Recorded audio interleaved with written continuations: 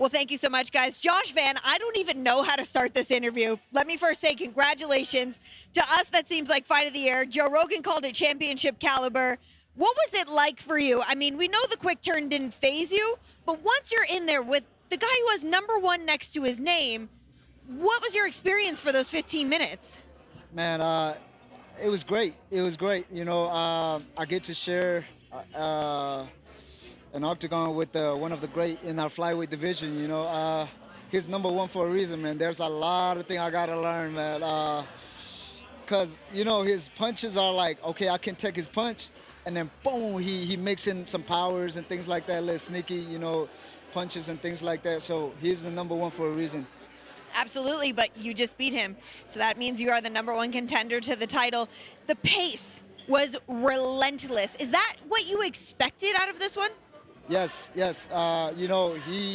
He's known to be having cardios for, the flyweights and things like that. But I'm also the pressure fighter, who don't get tired. So I think it was new for him to, because a lot of guys, when they fight him, they kind of like fade in the later rounds, and I wasn't going to do that, so I think that kind of caught him by surprise. I mean, you did exactly what you said in our fighter meetings earlier this week. You said, I'm not going to fight him nervous, and that's what people do when they get tired. Yes. What was your mindset going into this one? Was it, I want to keep this on the feet because I know I have an advantage there? Was it, I'll take whatever I can get? No, it was my faith, man. I know God put me here for a reason, and I know I was going to win tonight, so I thought I was going to get the finish, but and Roy Vo is a tough motherfucker, you know what I mean? So shout out to that guy, man. I really, really appreciate him for giving me a chance to fight with him.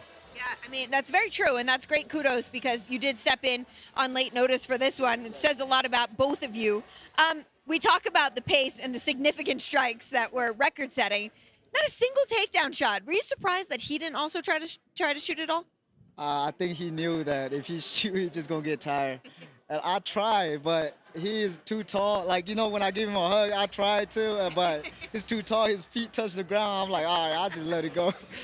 Well, you can abandon that plan because your striking worked out so beautifully. Obviously, the co-main event for, this will air later, but the co-main event is about to walk. I know that you have all eyes on that. Do you feel like this is just the manifestation of everything you've worked for to not only be called 3 weeks ago to step into this card, to get the win, and to have the flyweight title on the line here? Like I said, man, God is just perfect planner, you know what I mean? I feel like he gave me this opportunity for a reason, and the winner of this title fight gonna have to come see me, so I'll be ready, man.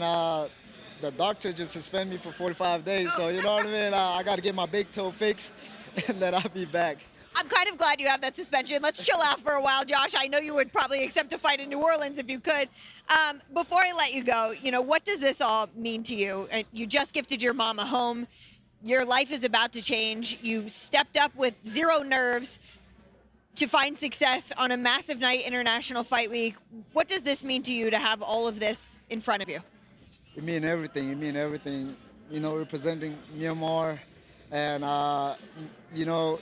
a couple years ago, 4 years ago, my mom was taking care of me. I used her credit card to, to support myself and things like that. But now that I'm able to give her back, it just means so much for me, to me.